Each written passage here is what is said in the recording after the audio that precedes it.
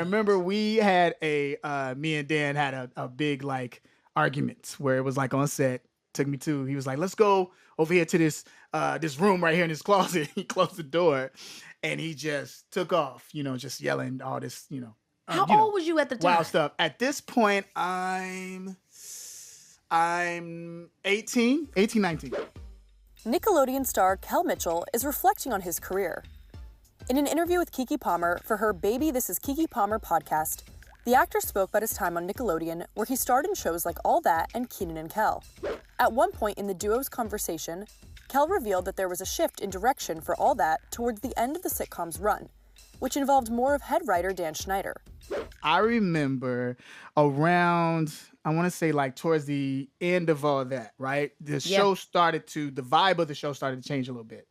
Yeah. And this is when I was taught and learned about branding, right? Well, branding your own content and branding, right? So I love it and I love my characters and all the characters that I love, but I don't own those characters, right? So it was a point where I wasn't agreeing with the writing style that started to change. Brian Robbins started to do like Varsity Blues and all these different movies, and the production team started to blow up. So they left and started doing things and other overseas and filming, and they left us with the head writer, to Dan Schneider, right? So he's writing, and so me and him kind of like bump heads a little bit because of the direction of how the characters were going. However, the comedian said he didn't agree with the writing style changes, which led to a big argument between him and Dan that afterwards resulted in Kel leaving and walking off set.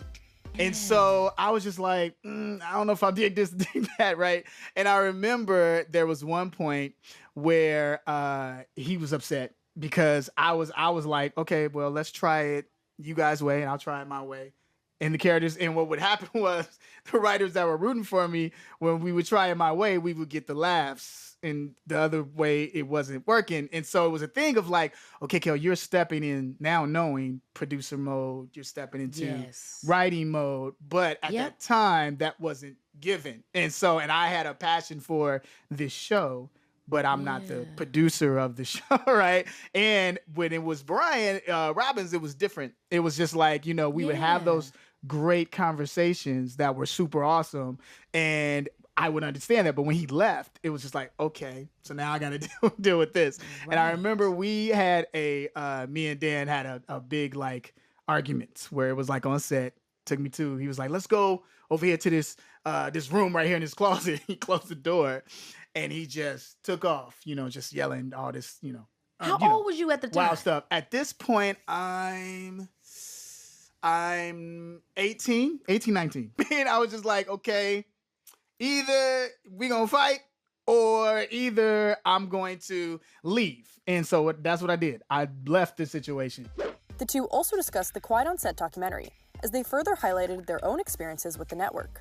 What was you thinking when Quiet on Set happened? I mean, I imagine you were like, long time coming, I guess. I mean, even just from the hierarchy and just the political landscape of being in this business and being a kid.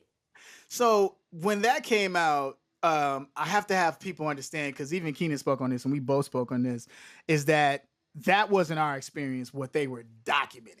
Okay, so that was our experience. Because we were the OGs of Nickelodeon. So to go back to what I was talking about, that change of, remember when I said how there was a shift that was happening within Nickelodeon.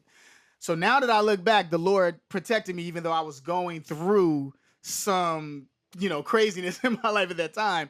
What was going on was that I saw the shift that was going on because I fought it as far as like the character, the writing, it was getting weird. But I was just like, okay, well, I'm definitely not going to renew because I don't want to do this anyway, right? Yeah. And so there's apart from 94 to 99, that's us, 94 to 99.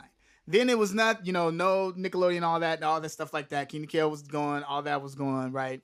Then there was 2005 to like, I want to say 2009. And that's what they're talking about within that. They're talking about that era. For the ones that are coming forward and talking about their experience, that's experience. Is good to talk about it and get it out. Yeah. But that definitely wasn't our experience. My experience was more from a creative standpoint and then what I was going through personally within life choices. Keke, who starred in True Jackson VP, revealed that though she never worked with Dan Schneider, she still felt pressure as a child entertainer. Yeah, and I can really relate to, like, I was at Nickelodeon at that time, but I never worked with Dan Schneider, and I didn't have that experience. But I did have the experience that you're talking about having, where I think it's what's the word? Relatable across the board to any child entertainer, or even a kid that's doing well in sports, where you just feel like you have all of this pressure and everybody looking at you and everybody has all these expectations and you really have no choice but to succeed. But also there's no blueprint. There is no like landscape that you can actually like look to do what it is you're doing. And I was talking to my mom earlier where it was this moment where she asked me, where I'm trying to figure out how to, you know, evolve my brand. Like, okay, I'm a kid. I'm in the kid world. Everybody know me as a kid. How the hell do I move into this new, path in the limelight or whatever you want to call it as an adult? And I got to start from the bottom. You know, I got to redo the whole thing all over again.